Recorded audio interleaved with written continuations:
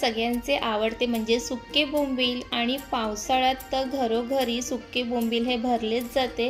कारण सुके बोंबीलचं कालवण, फ्राय काहीही तुम्ही खाल्लं ना ते छानच लागतं.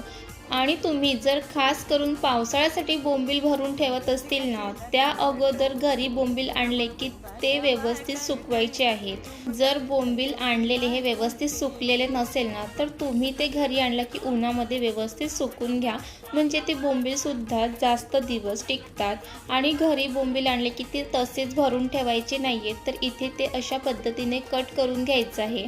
व्यवस्थित कट करून ठेवलं की ते छानही राहतं आणि जेव्हा आपण घाई गडबडीत असतो की ते पटकन असं बोंबीलचं कालवण किंवा फ्राय करायला वेळ लागत नाही. बरेच जण घरी सुके बोंबील आणले की त्याला कट वगैरे काही करत नाही, ते तसेच ठेवतात आणि तसे ठेवायला गेले की जागा पण भरपूर लागते. पण ते व्यवस्थित कट करून ठेवले ना की ते कमी जागेत सुद्धा व्यवस्थित ठेवले जातात. तर इथे मी अशाच पद्धतीने सगळे बोंबील आहेत ते कट करून घेणार आहेत.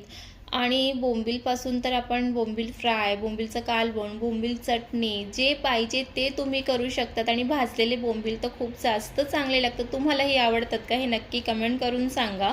आणि हे बोंबील मी नेहमी अशा पॉलिथिनमध्ये भरून ठेवते, ते छानही राहतात. जर अशी पॉलिथिन नसेल तर तुम्ही डब्यामध्ये सुद्धा बोंबील ठेवू शकतात. आणि अशा पद्धतीने जर तुम्ही बोंबील कट करून घेतले ना, तर एका पॉलिथिनमध्ये हे सगळे बोंबील राहतात. जर ते व्यवस्थित कट नाही करून ठेवले की ते ठेवायलाही जागा भरपूर लागते. तर जर अशी पॉलिथिन नसेल तर डब्यामध्येही ठेवू शकतात आणि ही पॉलिथिन आहे ती फ्रीझरमध्ये ठेवून द्यायची. म्हणजे बोंबीलही छान राहतात, बोंबील काळे पडत नाही किंवा लाल पडत नाही. तर अशा पद्धतीने ही टिप्स फॉलो करा.